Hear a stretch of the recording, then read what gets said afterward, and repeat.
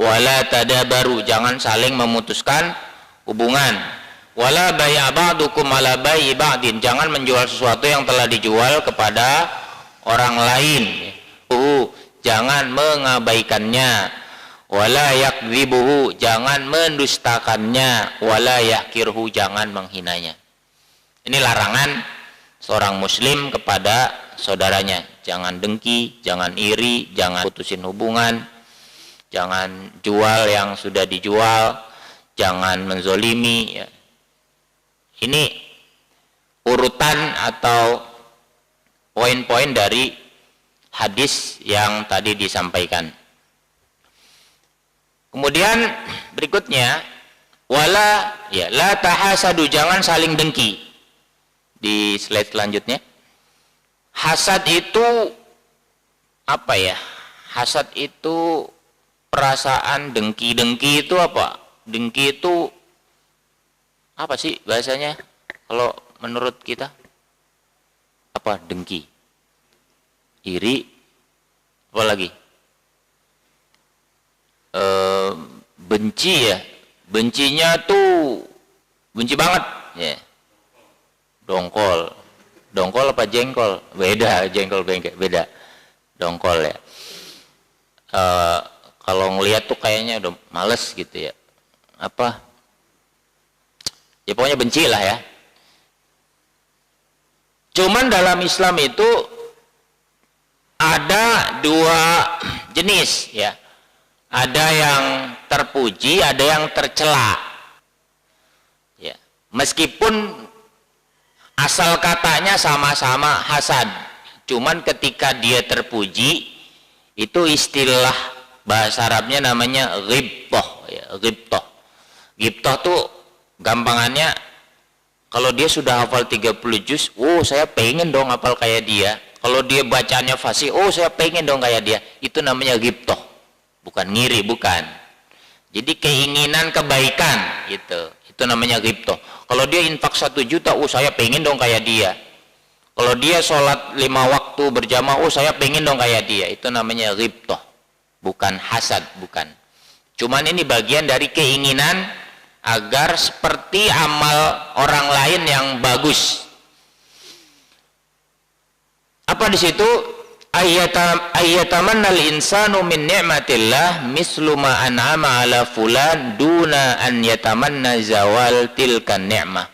Jadi orang berharap agar dia tuh punya kenikmatan atau punya kelebihan, punya kehebatan seperti si fulan, seperti yang Allah anugerahkan kepada fulan, tanpa kita ingin fulan ini celaka, tanpa ingin fulan ini kehilangan apa yang dia miliki. Itu namanya apa bahasa positifnya? Motivasi. Nah, saya termotivasi nih, saya tercerahkan nih dengan motivator ini, atau dengan orang ini, dengan Pak Haji ini, dengan tokoh ini. Jadi pengen seperti dia, saya mengidolakan dia, saya pengen ngelakuin apa yang seperti dia lakukan untuk sampai pada titik seperti ini. Itu namanya motivasi, dan itu boleh. Contohnya apa? Ini dalam hadis Bukhari dan Muslim, la hasada illa fisnatain, tidak boleh hasad. Hasad di sini maksudnya yang positif ya.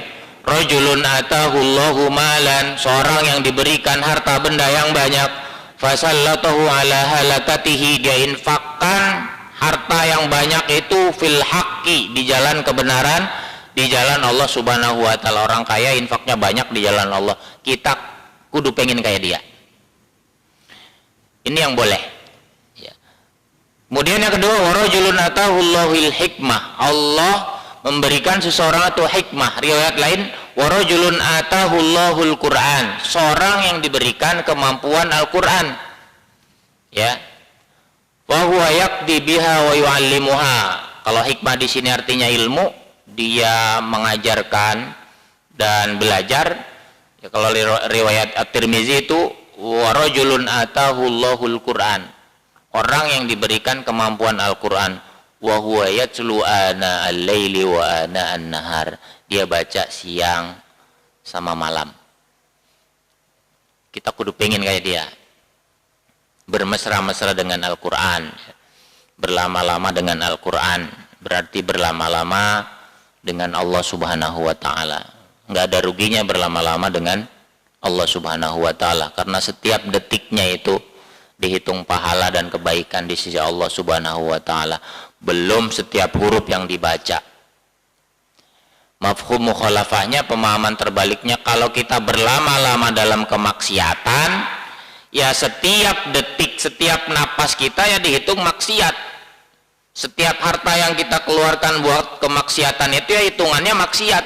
Setiap kendaraan yang kita keluarkan untuk maksiat ya hitungannya maksiat. Tapi kalau setiap detik itu untuk Allah, bersama Allah, mengkaji kitab Allah, belajar Al-Quran, menghafal Al-Quran, ya setiap detik itu kita sama Allah. Maka luar biasa orang yang menuntut ilmu, man talabal ilma fahuwa fi sabilillah hatta yarji. Orang yang belajar ilmu, dia hitungannya kayak orang lagi perang di jalan Allah sampai dia pulang selesai lulus. Ya kalau meninggal dia di jalan Allah, fi sabilillah, mati syahid. Syahidnya adalah syahid akhirat.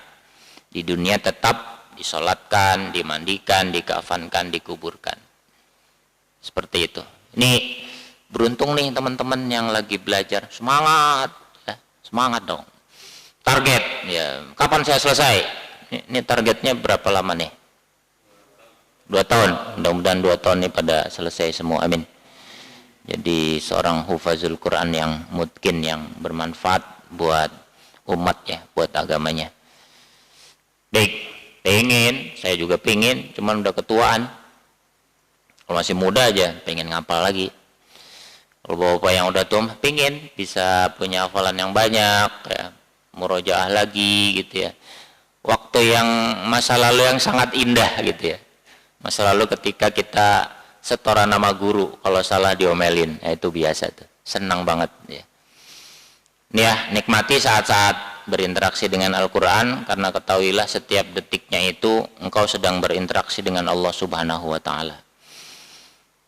Terus hasad yang nggak boleh itu apa? Yang tercela, yang haram hukumnya, tamanna zawala ni'matillahi an abdihi. Orang yang mengharap orang lain tuh kenikmatan yang dia punya itu lenyap, ya, nggak senang sama orang sampai dia punya usaha, punya aktivitas agar si orang itu celaka, seorang itu nggak punya harta lagi, seorang itu udah habis lah, entah dia mati, entah hartanya habis, pokoknya kedengkian yang membuat orang lain celaka itu yang haram.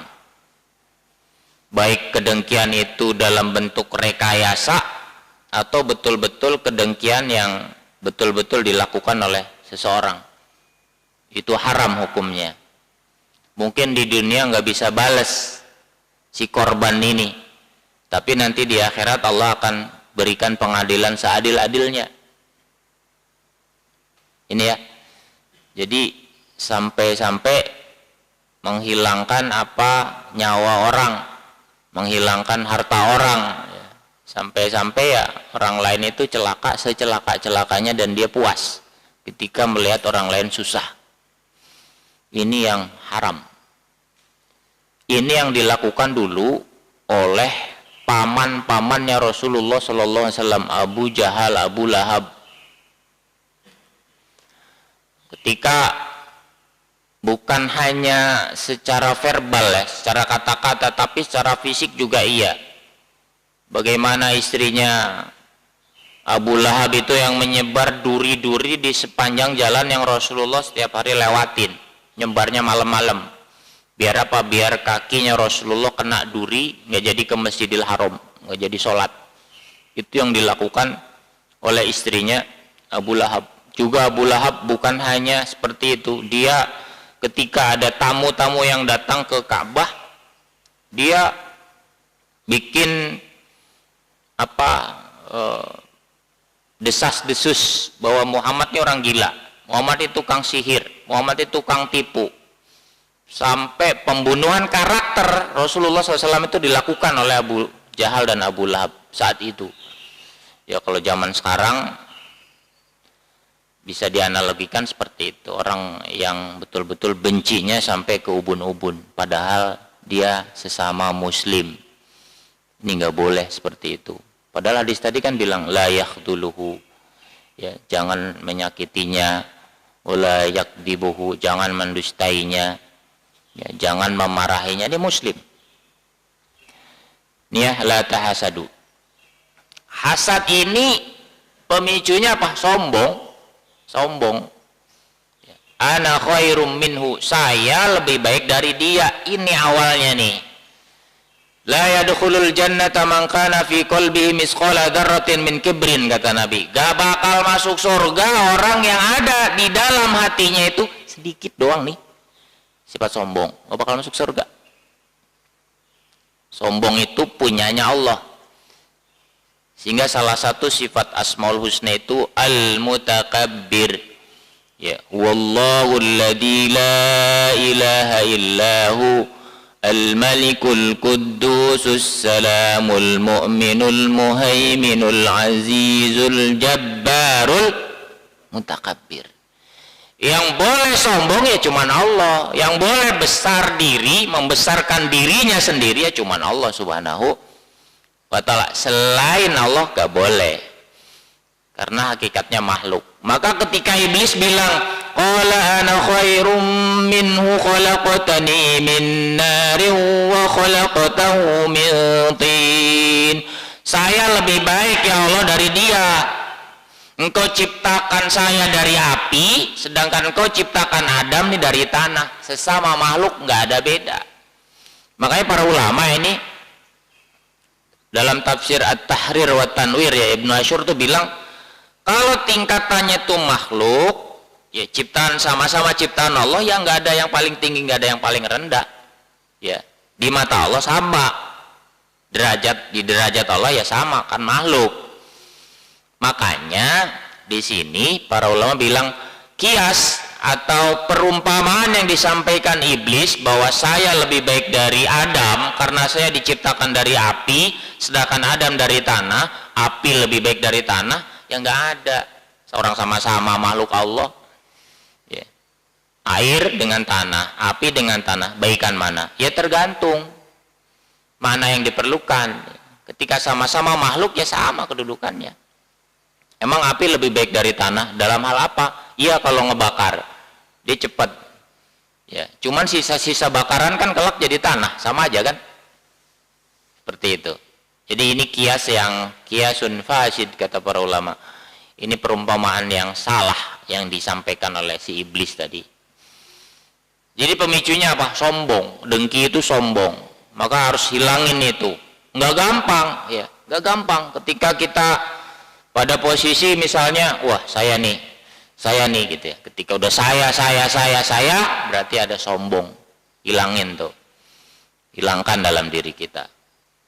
Ya, hilangkan. Nah, orang yang dengki itu sama dengan dia menantang Allah Subhanahu wa ta'ala. Kenapa? Surat Az-Zukhruf ayat 32. Coba santri baca. Monggo. Kelihatan nggak? Silakan, saya pengen dengar suaranya.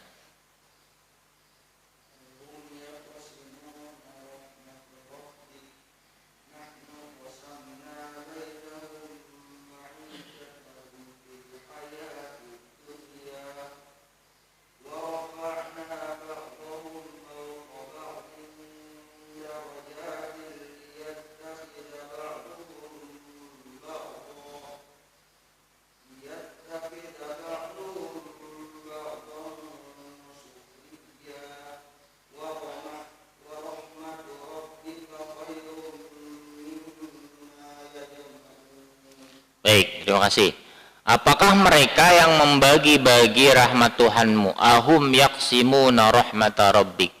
Orang yang sombong itu, orang yang dengki itu, emang dia yang bagi-bagi nikmat dari Allah? Bukan, dia juga masih dapat dari Allah Subhanahu wa ta'ala. Yang bagi-bagi kenikmatan, yang bagi-bagi rezeki itu Allah.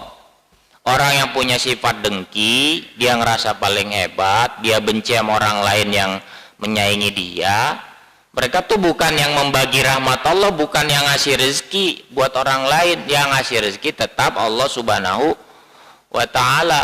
Allah yang bagi-bagi, ya, yang ngatur hidup dia, yang meninggikan sebagian orang dan merendahkan sebagian yang lain, berbeda-beda. Supaya apa?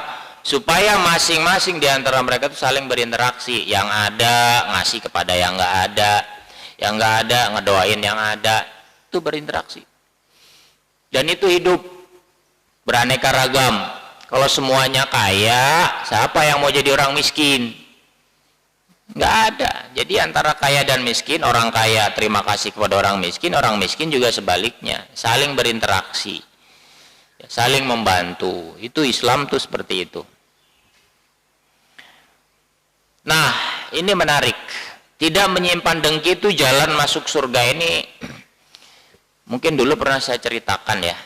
Ini ada pada di tafsir Ibnu Katsir juga ada, di hadis riwayat Imam At-Tirmizi juga ada.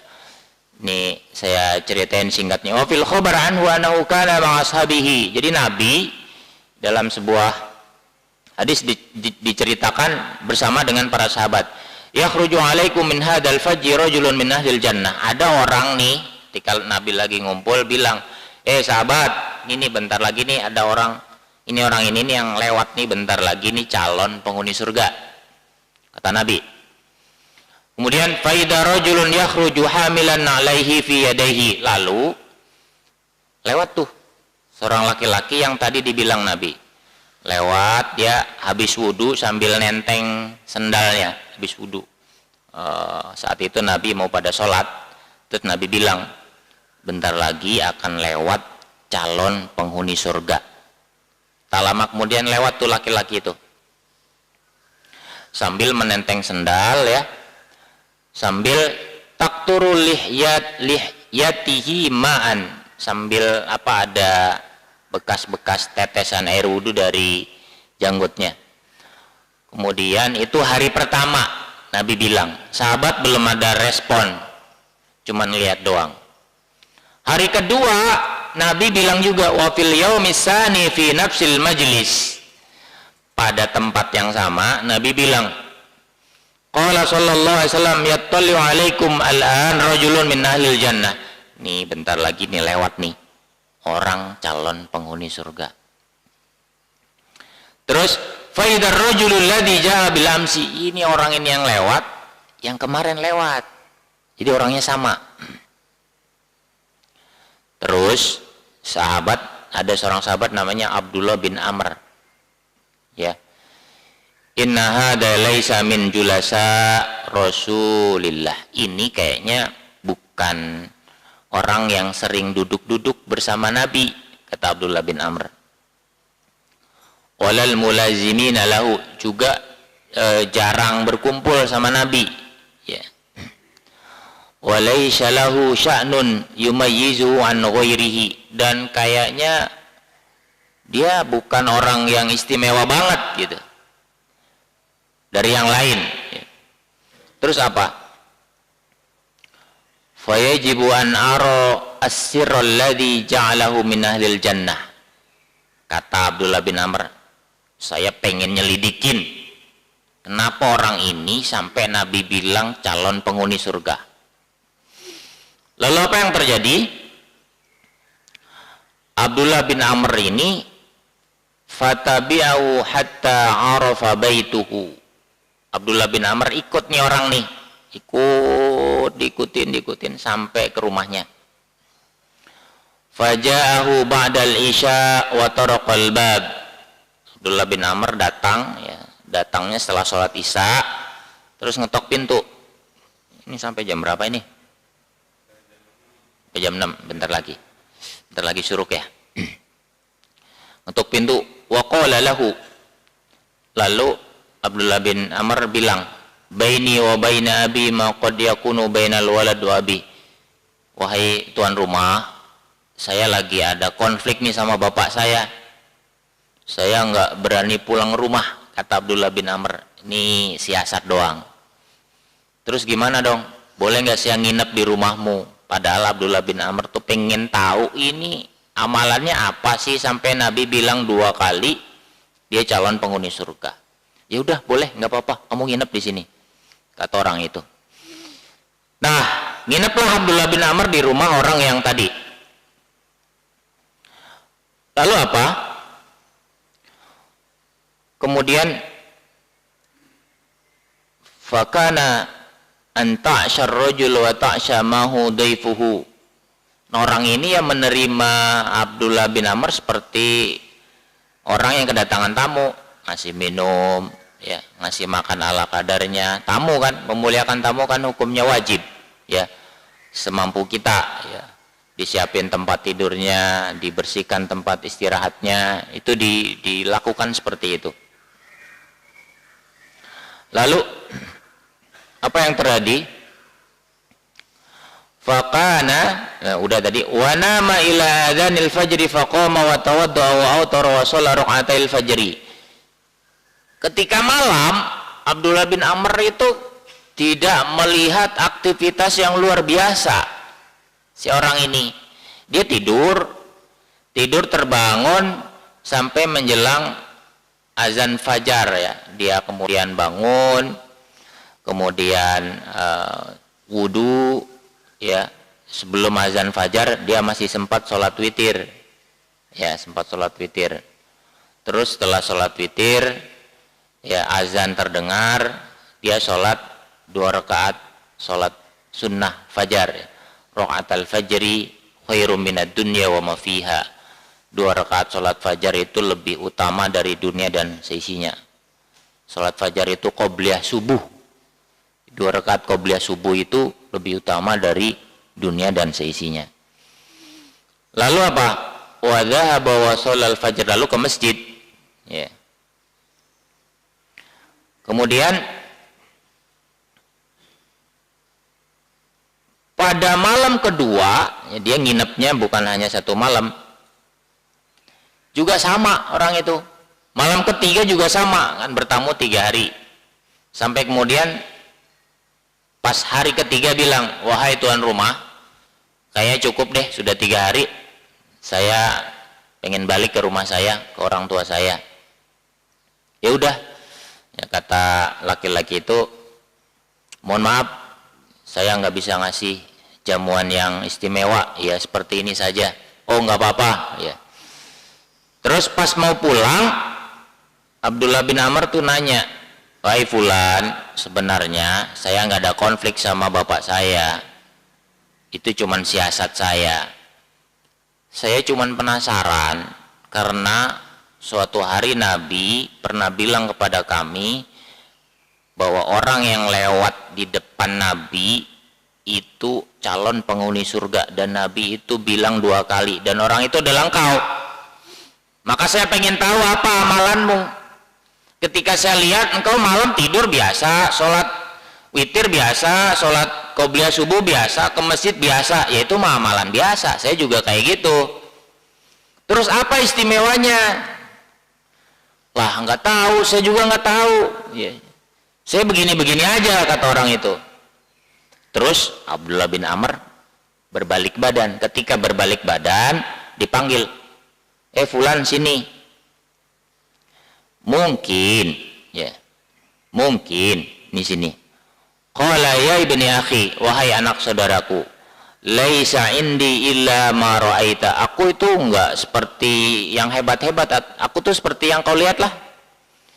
Wa laisa li syai'un khasun ukhfiyatuhu anka, dan aku enggak punya suatu yang khusus yang aku sembunyikan untukmu, enggak ada, tuh kamu lihat sendiri, ya.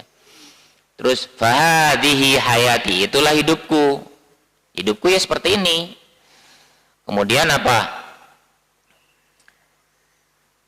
In kana hunaka syai'un yumayyizuni, mungkin, kata orang itu, ada sesuatu yang membedakanku. Fa inni nabitu wa laysa fi qulubina ghillun li ahadin. Mungkin ini saya sebelum tidur, saya hilangkan semua sifat dengki sama orang. Saya hilangkan itu semua. Setiap kali saya mau tidur malam, saya hilangin itu semua. Mungkin ini, kata orang itu. Orang itu nggak memastikan. Mungkin ini. Jadi luar biasa ya. Jadi sifat dengki dihilangkan. Nabi janjiin atau Nabi tunjukin bahwa orang ini calon penghuni surga. Susah ngilangin sifat dengki itu, susah. Apalagi sudah lawan. Bagi lawan politik, repot, ya kan? Apalagi lawan pilkada, udah repot dah. Anak cucunya ke bawah-bawah. Susah ngilanginnya. Ya, susah banget. Nih, jalan masuk surga. Cukup mungkin ya? Kalau ada tanya jawab, silakan. Ini ada 38 slide. Banyak banget. Oke, saya kira ini poinnya ya yang bisa saya sampaikan. Kalau ada yang mau didiskusikan, dipersilakan. Ya, dari santri atau jamaah mungkin ada yang ingin ditanyakan. Ya, silakan. Sebutin namanya ya. Bismillahirrahmanirrahim. Assalamualaikum warahmatullahi wabarakatuh. Salam. Barakallahu fiikum Ustaz. Nama saya Yudi, saya dari Kendari. Saya santri Qiblatain. Menanggapi penjelasan salah satu hadis yang dibawakan tadi tentang persaudaraan sesama Muslim, saya menggarisbawahi perihal saling memutuskan.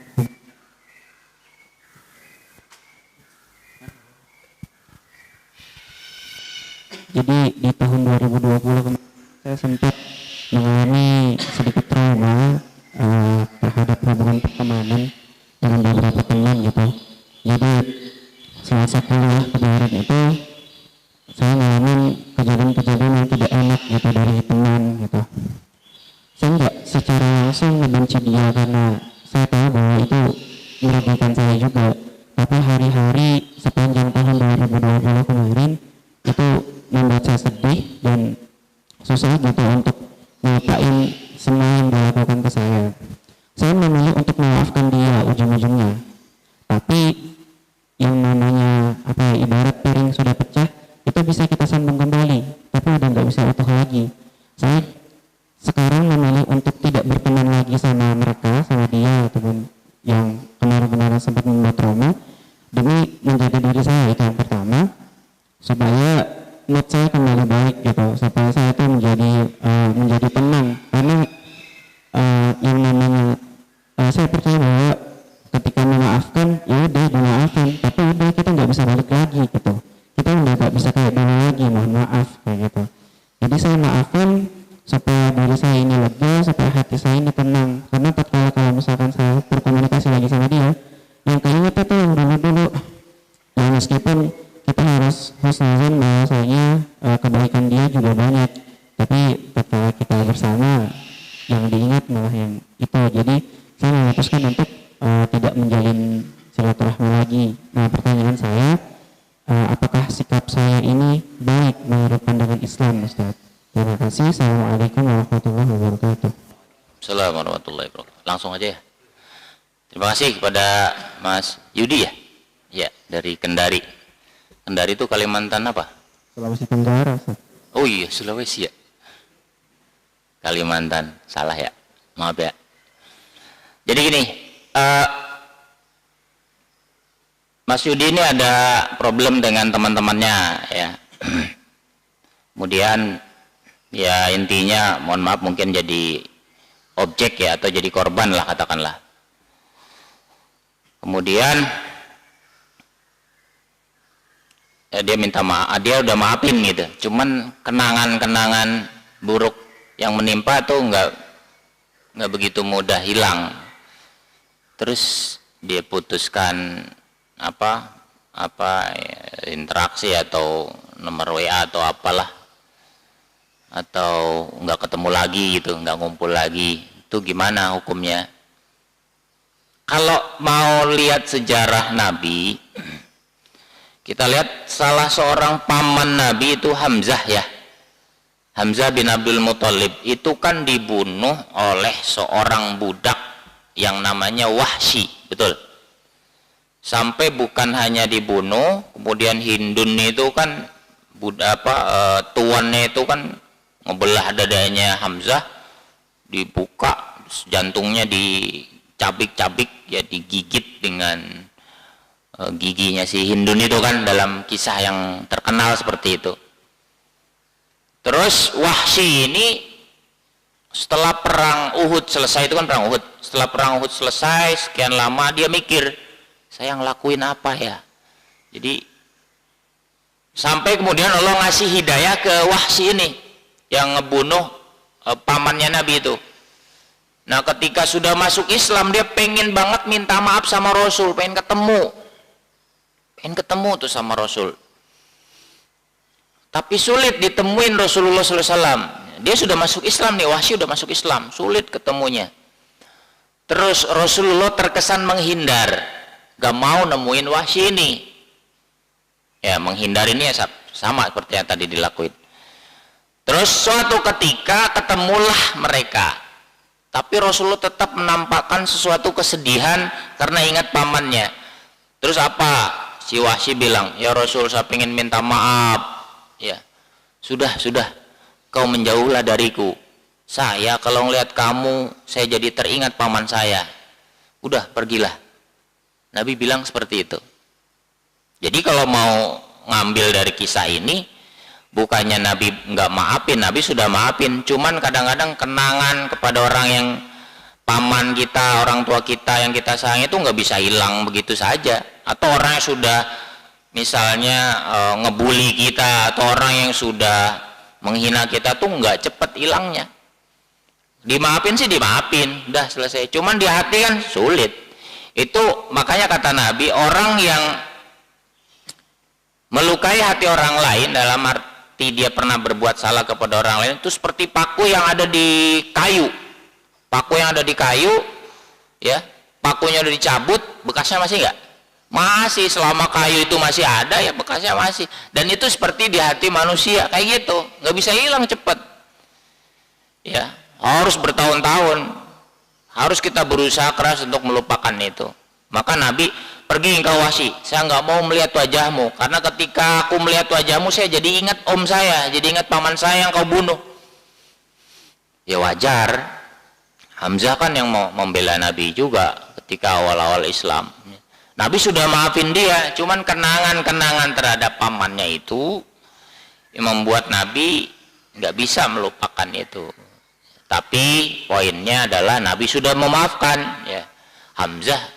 Wahsy juga sudah masuk Islam dan dia membela Islam dengan baik. Makanya Wahsy itu hidup sampai masa Abu Bakar Siddiq.